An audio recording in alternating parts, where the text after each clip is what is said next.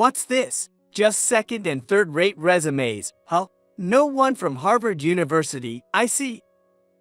A Harvard University graduate interviewer said while looking at the resumes of job seekers who had come to the interview venue.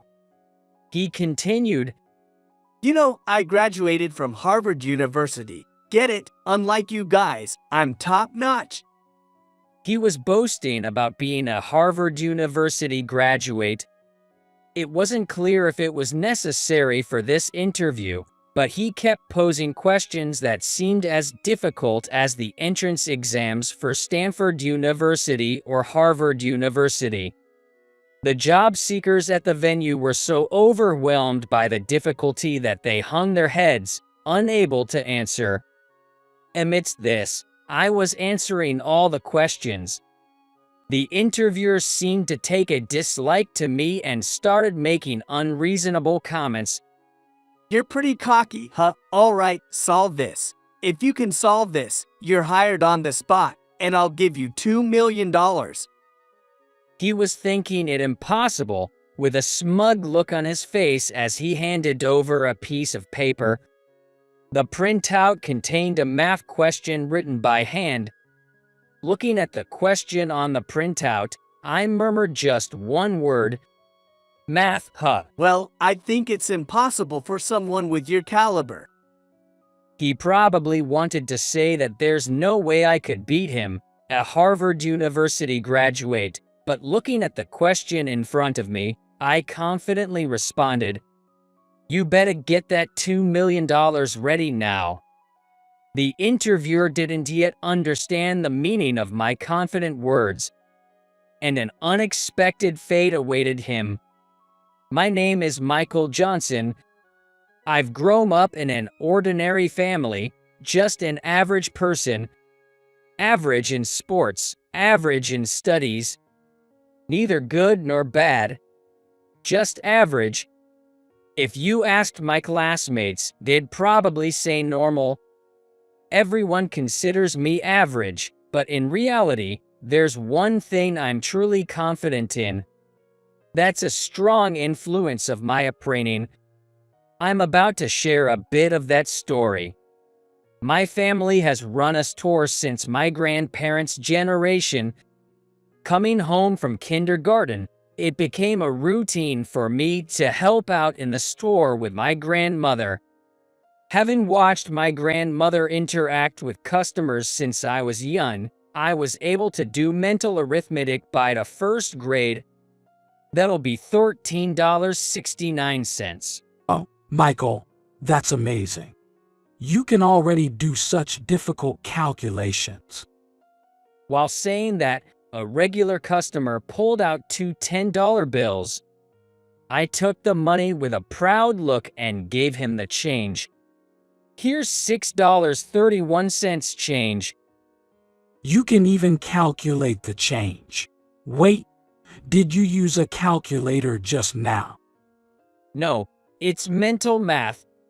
Hearing that, the regular customer looked surprised. That's impressive. Have you never used a calculator? No, I haven't. My grandparents' store didn't have a cash register because they did all the calculations with an abacus. There wasn't any modern system like you'd find in supermarkets or convenience stores. I learned how to use the abacus and do calculations from my grandmother. You've just started elementary school, right? Yeah, I just entered this year. Well, Michael, you're smart. Grandma, he's going to be promising in the future. My grandparents always praised me, their proud grandson. Initially, I did calculations with the abacus I was taught to use. However, after seeing my grandmother calculate without using an abacus, I wanted to try it myself and asked her to teach me the tricks. It made me happy to be praised, so I helped out in the store every day, and mental arithmetic became fun for me. Even though I said I had learned mental arithmetic at the first grade level, there were still mistakes. I messed up again. It's okay to make mistakes. Let's try it one more time. Even so, my grandparents encouraged me to practice mental arithmetic. They praised me when my answers were correct. Initially, I continued because I was happy to be praised, but gradually, I began to enjoy doing the calculations. The feeling of numbers fitting together in my mind like a puzzle, adding, subtracting, multiplying, and dividing. The fact that there was always an answer was fascinating, and I enjoyed it as if I were playing a game. Before I knew it, doing calculations had become my area of expertise, and it has now become the one thing I am truly confident in. Having an area of expertise in mental arithmetic made me start wondering about many other things. What's up? You've been staring at the sky for a while. Yeah, I was wondering why the sky changes color. You were thinking about something that difficult. My mom was incredibly surprised by my unexpected question. Once something piqued my interest, I wanted to know the answer. Like with calculations, I wanted a clear answer. So, whenever something caught my interest, I would always ask my parents, grandparents, and homeroom teacher. My parents and teachers were happy about my curiosity and gladly taught me. If they could answer right away, they did so on the spot, and if they didn't know, they went as far as to research to teach me. Understanding something I didn't know felt the same as solving a calculation, and I found it fun, becoming more and more engrossed. Collecting knowledge became my hobby, and I was always asking why and how. I was nicknamed Teach Me Kid by those around me, mimicked and teased. But my curiosity never stopped, and by the time I was in 3rd grade, it had powered up even more. As the trivia king, I was respected within the school. The reasons why the sky changes color, why the shape of the moon changes, why rainbows have 7 colors, how clouds are formed, the characteristics of dinosaurs, the ecology of bugs, plants, and flowers, the constellations of the seasons and the myths associated with them. I learned anything and everything that interested me. There was anyone else my age who knew as much about everything as I did. Entering middle school, new subjects sparked my curiosity again. I enjoyed acquiring new knowledge, and the trivia I had accumulated so far somewhat helped, making it feel like the world was expanding. I always liked reading, but upon entering middle school, I enjoyed reading literature with a more sophisticated level of thought. I was particularly drawn to chemistry. The properties of substances, the concept of atoms, and scientific reactions in experiments were all fascinating. German was challenging at first. However, once I started reading novels in German, I naturally became able to read and write.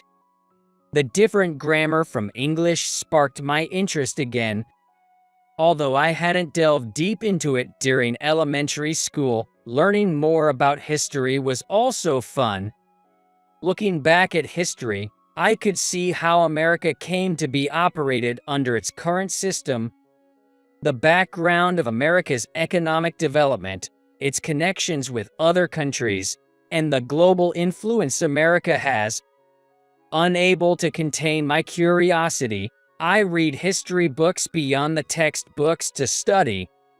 Having been skilled at mental arithmetic, I was instantly captivated by mathematics when I encountered it. Mathematics is truly simple. There's always an answer. Even if the answer can't be divided evenly, it means there is an answer that can't be divided evenly. In other words, it doesn't end ambiguously. Regarding proof problems, the beauty of proving correctness appealed to me.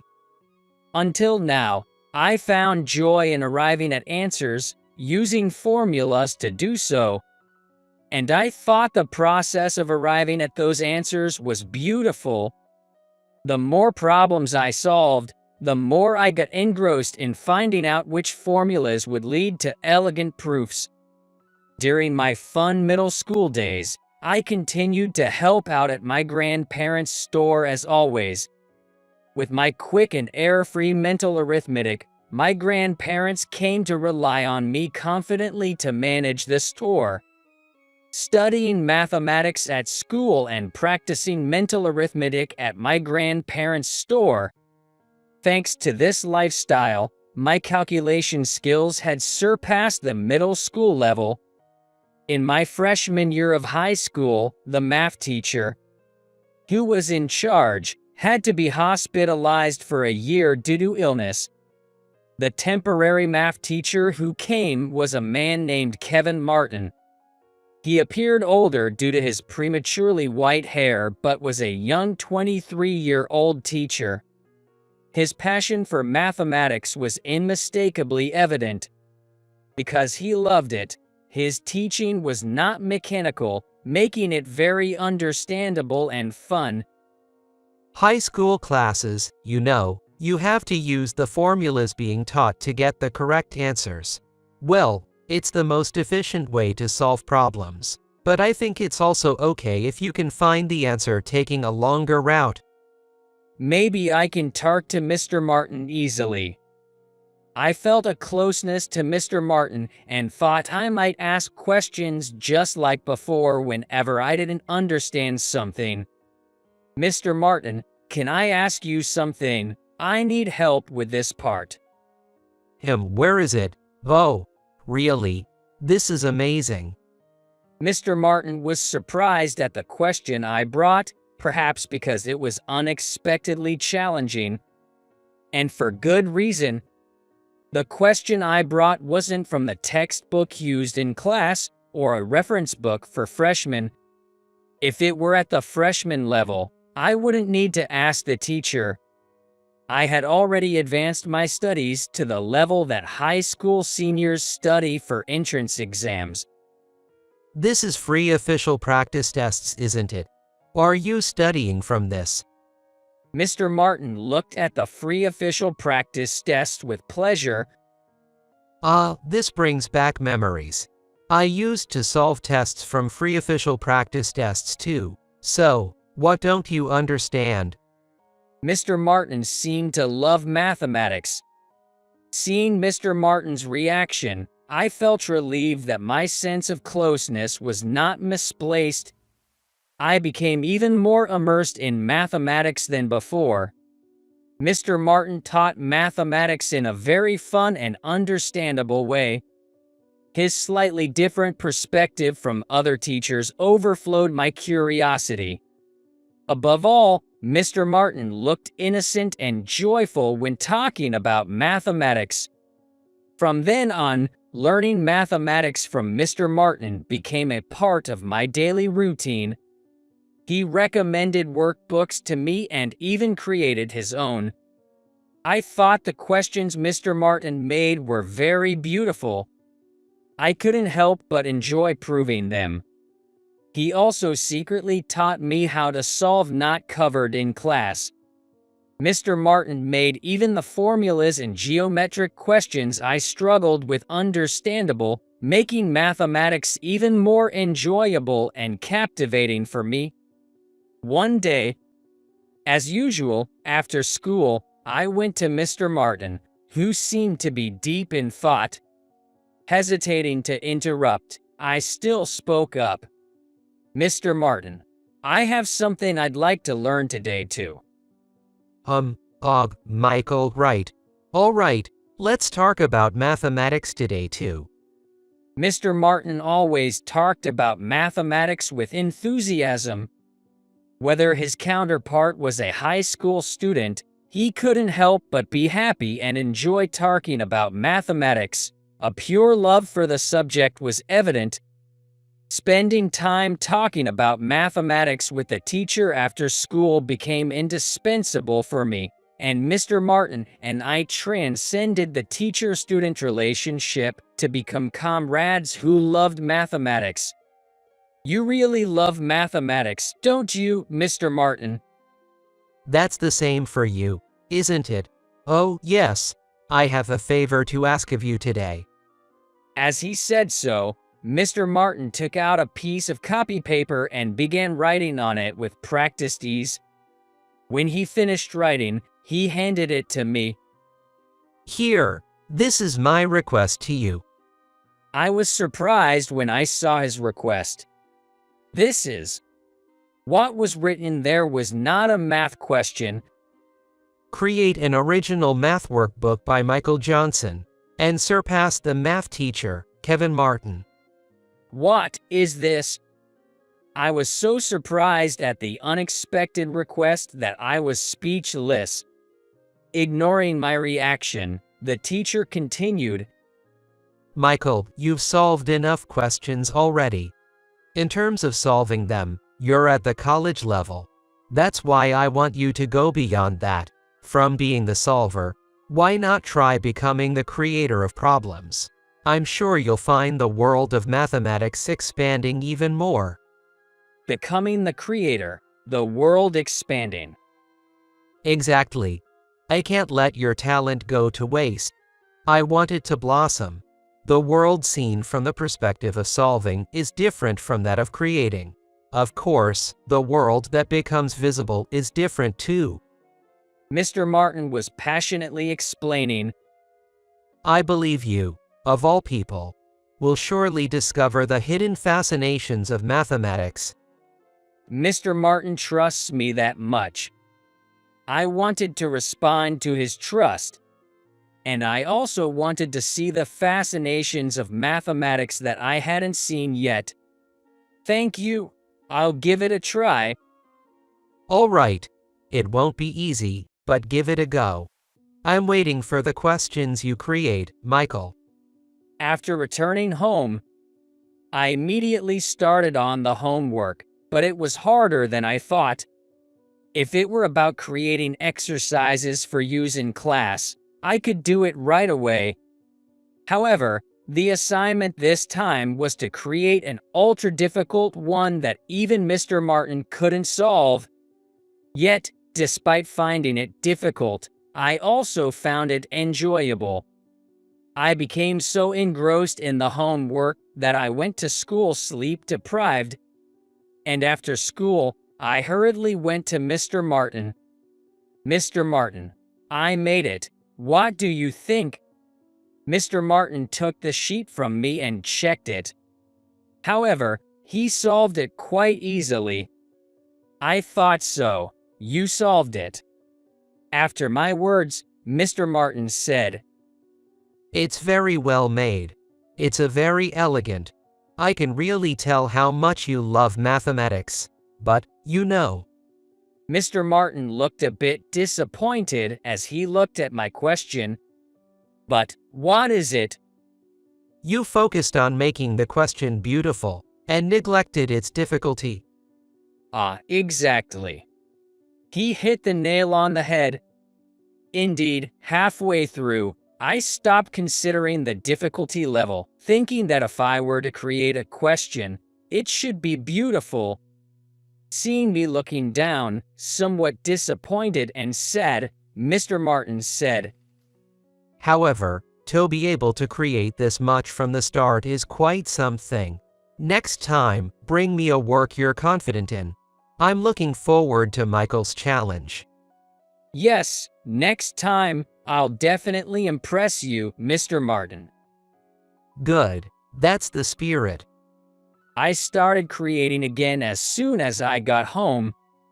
I was glad that Mr. Martin had expectations of me, and I think I began to feel the joy of creating exercises. However, I didn't want to make a question that was just difficult. Beautiful and difficult. I worked on creating such every single day. And finally, it was completed. This has to be it. Full of confidence, I went to show it to Mr. Martin. Mr. Martin took a bit longer to solve it than the first one I presented.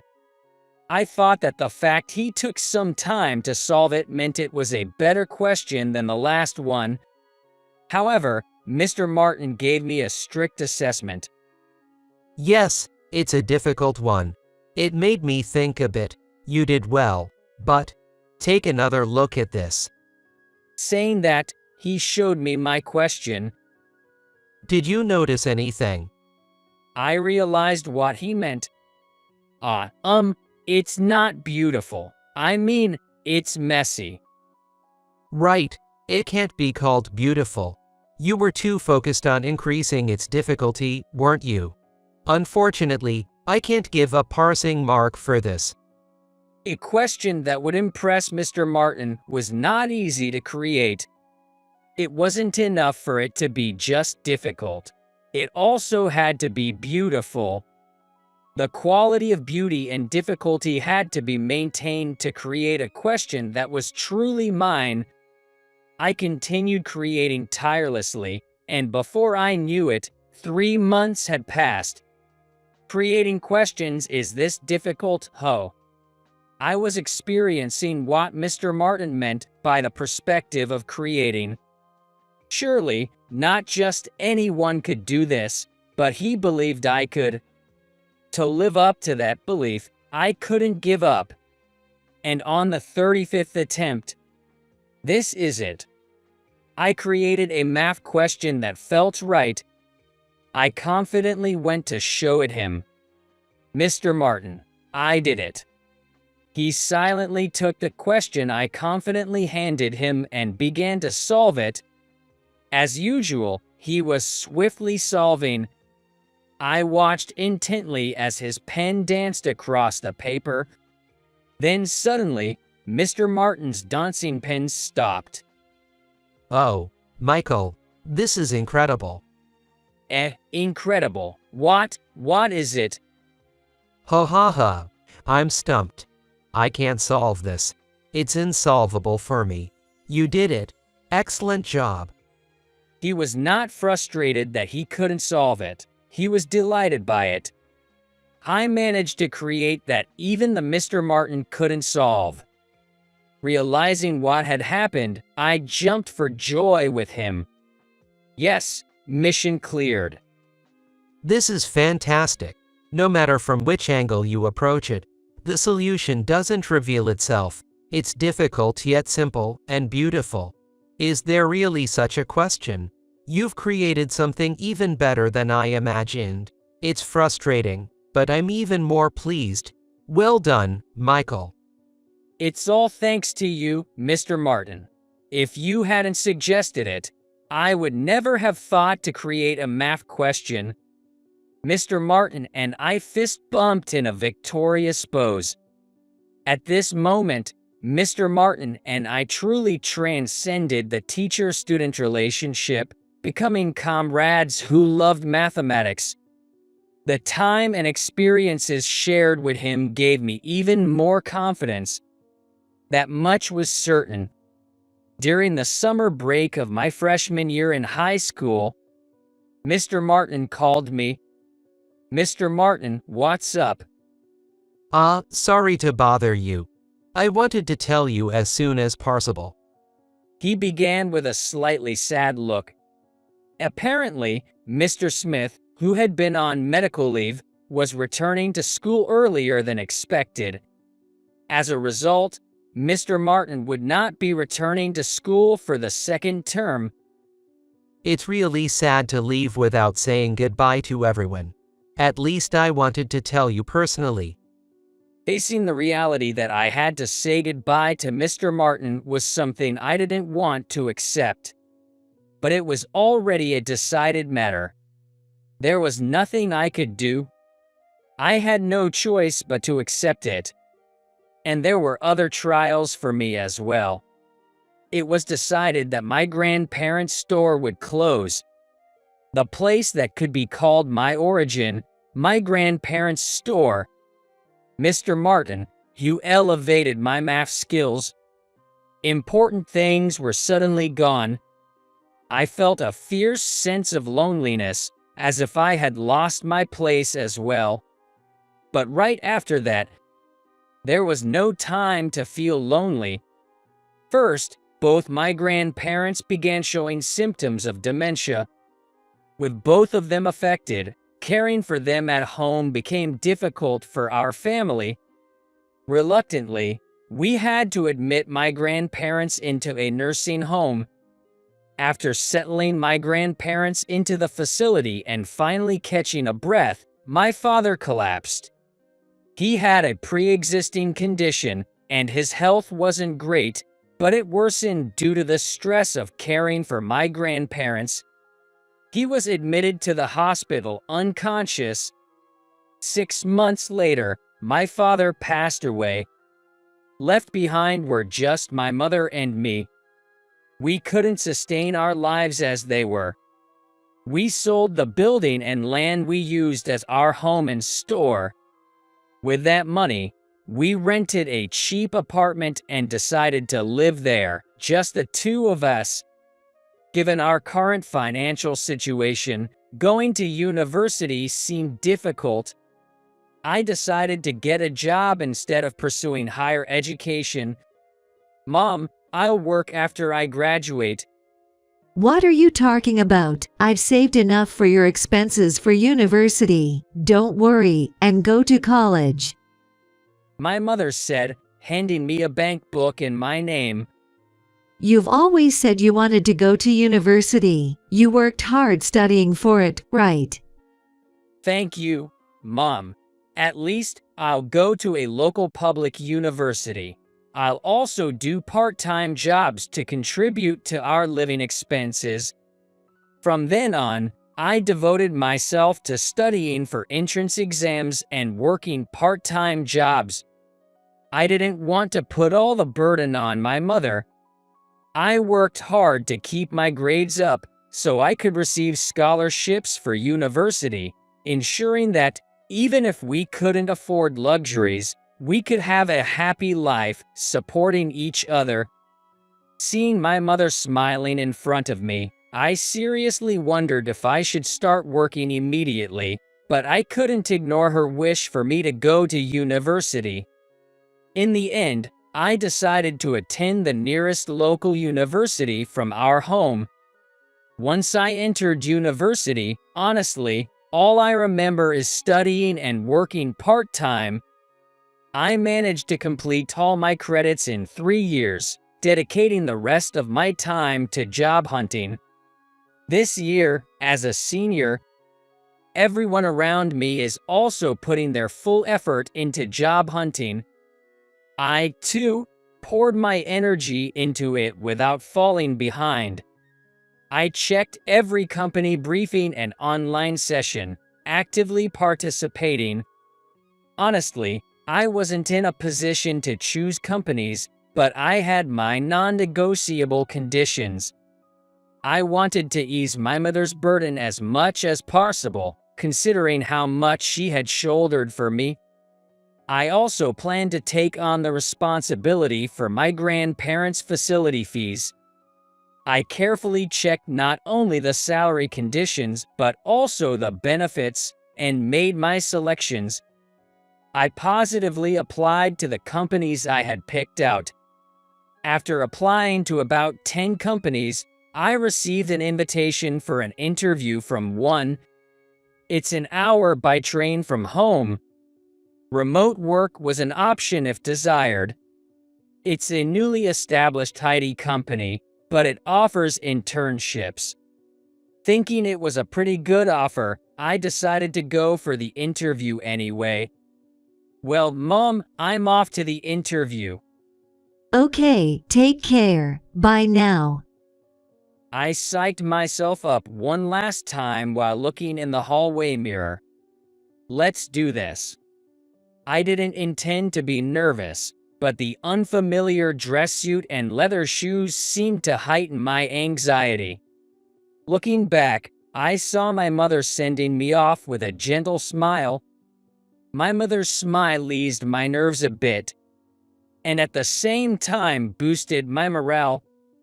Upon arriving at the interview venue, I saw a line of job-seeking peers at the reception. I joined the queue, completed the registration, and was then guided to the waiting area.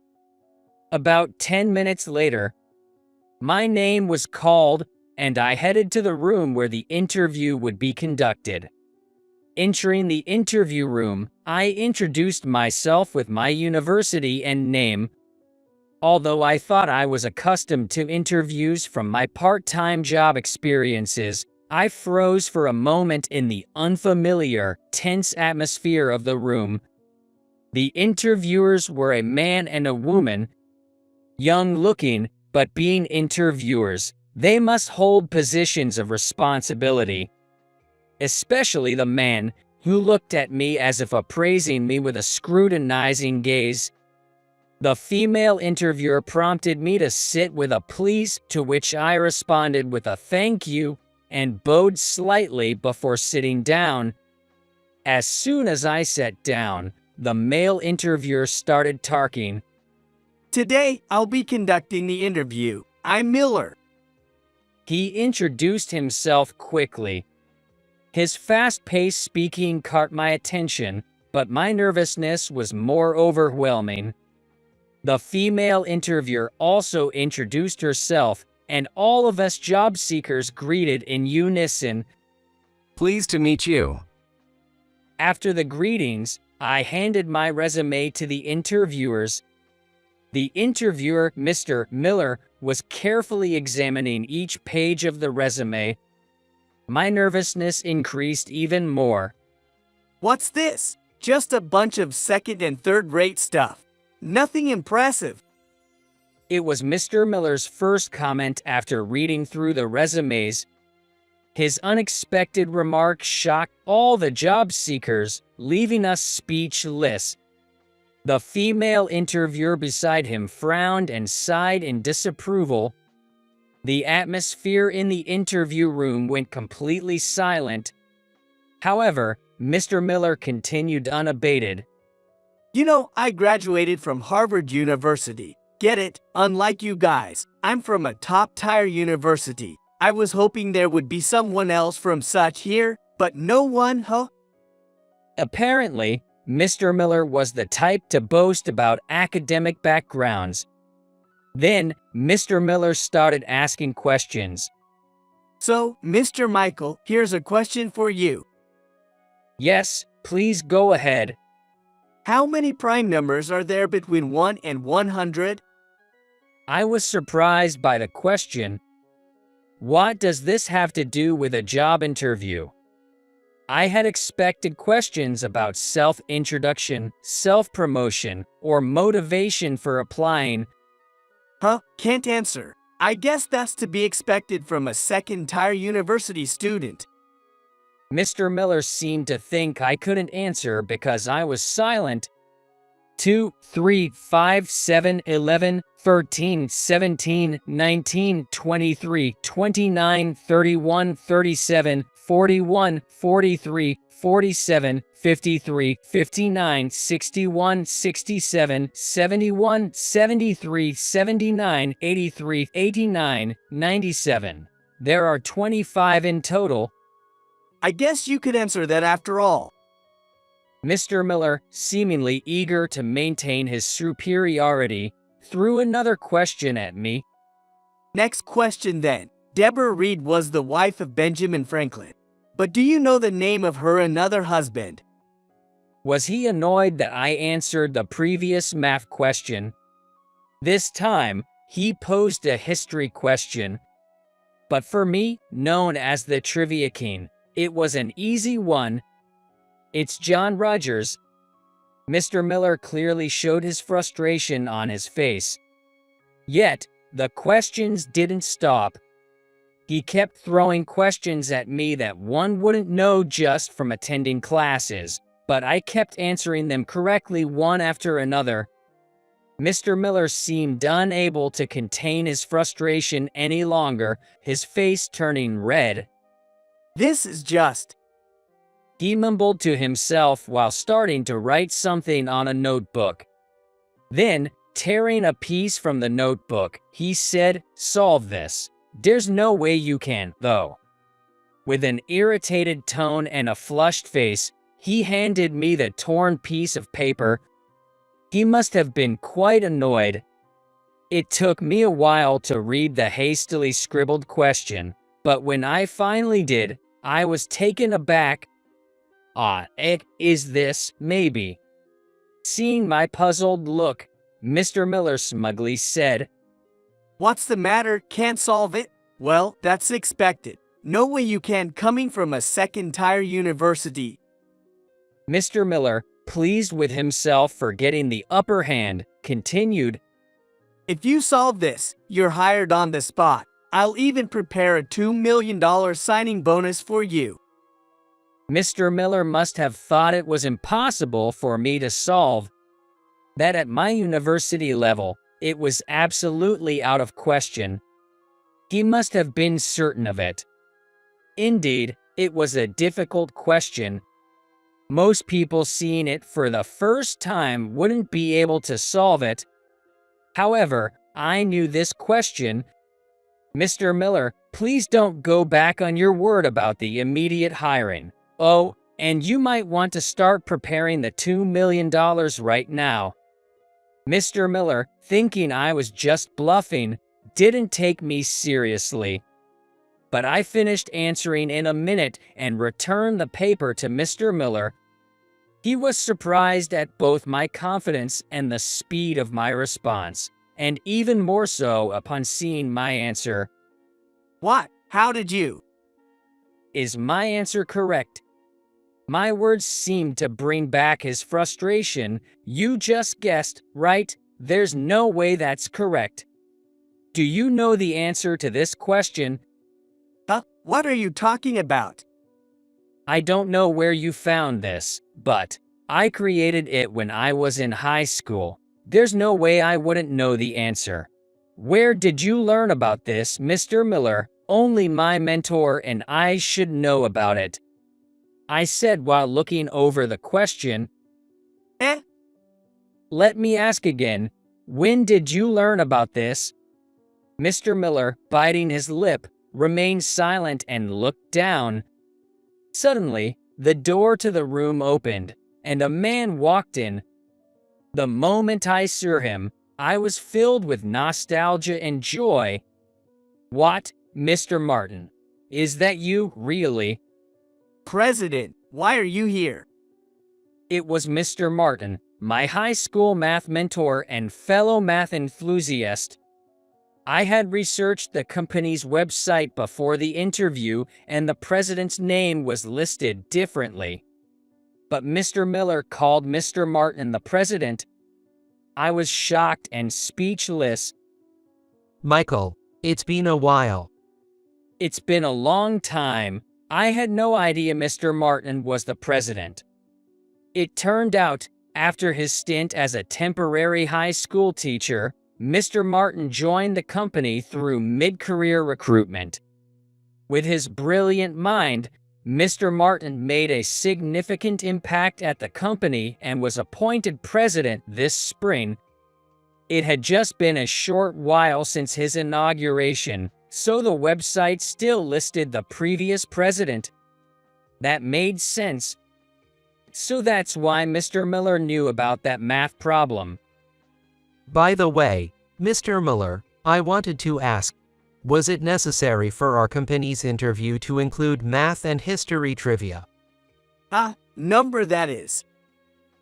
I don't recall writing anything like that in the interview manual I created. Can you explain why you decided to ignore the manual? Well, I thought it would be a good way to gauge if someone is truly talented. I see. That's commendable, your enthusiasm as an interviewer. Thank you. However, excellence isn't determined by academic background alone. Talented individuals exist regardless of their education, like Mr. Michael here. After a pause, President Martin continued. Even if someone graduated from a prestigious university, Judging abilities solely based on academic background doesn't make them excellent. You understand, Mr. Miller. Mr. Miller was left speechless by President Martin's words. He was hanging his head in silence. Sorry to interrupt the interview. Let me take a look at everyone's resumes. With that, the president reviewed all the job seekers' resumes. Everyone has impressive backgrounds. All of you here are passed for the first round. I can't promise a signing bonus, but I'd like you to take the second round as well. A few days later, I passed the first round. I received a notification for the second round. Although I was a bit puzzled by the presence of people like Mr. Miller, thinking that President Martin was in charge gave me confidence that it would be a fulfilling place to work. I smoothly advanced through the second and third rounds, finally reaching the day of the final exam, a meeting with the president. The president was Mr. Martin. I was nervous, but our conversation ended up revolving around mathematics, just like old times. Was this all right? I wondered, but soon after, I received a notification of my successful application. I successfully joined the IT company presided over by President Martin. It wasn't because I was acquainted with President Martin that I was given preferential treatment or through any connections. I followed the proper procedures and secured the job offer through my own abilities. Mr. Miller, now a senior colleague in the same department, no longer boasted about his academic background. Working together, I realized Mr. Miller was actually very competent. As seniors and juniors, we could talk easily, and I asked him why he brought up academic backgrounds. Mr. Miller mentioned that many of the younger generation have a wealth of knowledge in computers and often surpass him in skill. It seems his actions stemmed from a defensive mindset, not wanting to be underestimated by new employees. Hearing this, I found Mr. Miller somewhat endearing. He's now the senior colleague I trust the most in the company. I aim to become someone who can stand shoulder to shoulder with President Martin someday. With a reliable senior like Mr. Miller, I look forward to improving and honing my skills together.